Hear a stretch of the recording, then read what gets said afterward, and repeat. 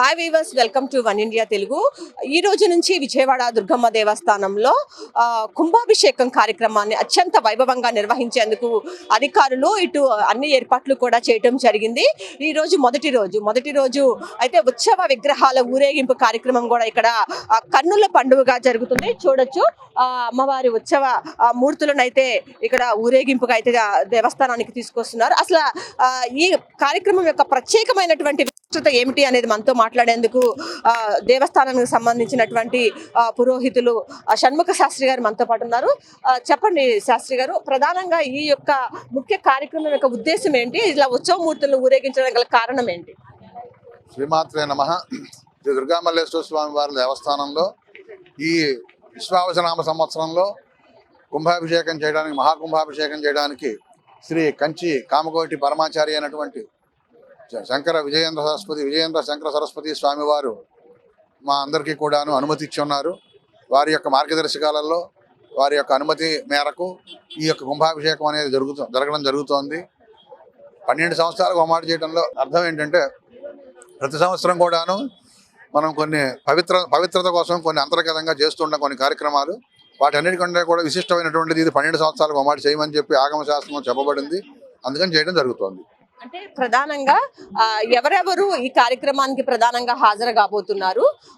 3వ రోజు జరిగేటటువంటి కుంభాభిషేకం విశిష్టత ఏంటంటారు? అసలు అందరూ ఈ రాజకీయ నాయకులలో సీఎం గారి దగ్గర నుంచి అందరినీ కూడా, ముఖ్యులందరినీ కూడా పిలవడం జరిగింది.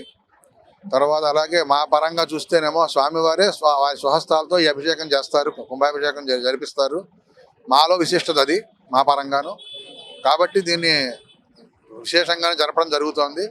ప్రస్తుతం చేస్తున్నది ఏంటంటే, నదీ జలాలని తీసుకురావడం అనేది ఊరేగింపుగా అమ్మవారి యొక్క అధ్యక్షతన ఉత్సవ విగ్రహాల యొక్క సమక్షంలో ఈ ఒక శోభాయాత్రగా ఈ తీర్థాన్ని తీసుకురావడం జరుగుతుంది. ఎన్ని నదుల నుంచి, సముద్రాల నుంచి కూడా తీసుకొస్తానంటున్నారు? ఎక్కడి నుంచి? 3 సముద్రాల నుంచి తీసుకోవడం జరిగింది. నదులు కూడాను ఒక సుమారుగా ప్రధానమైన నదులు ఒక 10 నదుల దగ్గర నుంచి తీసుకురావడం జరిగింది. వీటన్నిటినీ కూడాను కుంభంలో ఆవాహన చేసి ఎల్లుండి ఉదయం 9:30కి అభిషేకం చేస్తాం. అదే కుంభాభిషేకం. హోమాలు కూడా చేస్తారు అంటున్నారు. హోమాలు ముఖ్య ఉద్దేశం ఏంటి అసలు? ఈ యొక్క ఏవైతే మనము అమ్మవారు, అయ్యవారు, ఇక్కడ ఉన్నటువంటి ఉపాలయాలకు సంబంధించినటువంటి మూర్తులన్నింటినీ కూడాను అక్కడ కలశం మీద ఆవాహన చేయడం జరుగుతుంది.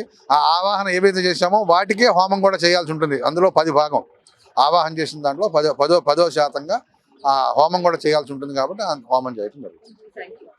మొత్తానికి చూసుకున్నట్లయితే ఈరోజు విజయవాడ దుర్గమ్మ దేవస్థానంలో అయితే అత్యంత వైభవంగా ఈ కుంభాభిషేకం కార్యక్రమం అయితే నిర్వహిస్తున్నారు. చూడొచ్చు కోలాహలంగా కూడా ఇది జరుగుతూ ఉందని చెప్పాలి. ఈ రోజు దాదాపు 50,000 మందికి పైగా కూడా భక్తులు రావచ్చని అయితే అధికారులు అంచనా వేస్తున్నారు. దానికి తగ్గట్లుగానే ఇక్కడైతే పోలీస్ బందోబస్తు కానీ అన్ని ఏర్పాట్లు కూడా చేయటం జరిగింది. చూడొచ్చు కోలాహలం కూడా ఇక్కడ కోలాటం, ఎందుకంటే అమ్మవారి ఉత్సవ విగ్రహాలను తీసుకొచ్చేటప్పుడు కోలాటం చేసేందుకు పిల్లలను కూడా ఇక్కడ చూడొచ్చు, కోలాటం ఆడే పిల్లలను కూడా ఇక్కడ పెద్ద ఎత్తున పెట్టడం జరిగింది. అత్యంత వైభవోపేతంగా, అత్యంత శాస్త్రోక్తంగా ఈ కార్యక్రమాన్ని అయితే ఆలయంలో నిర్వహిస్తున్నారు. 3 రోజుల పాటు కూడా కన్నుల పండుగగా ఈ కుంభాభిషేకం కార్యక్రమాన్ని అయితే ఇక్కడ నిర్వహిస్తున్నారు. ప్రధానంగా 12 సంవత్సరాలకు ఒకసారి దుర్గమ్మ దేవస్థానంలో ఈ కుంభాభిషేకాన్ని అయితే నిర్వహిస్తున్నారు.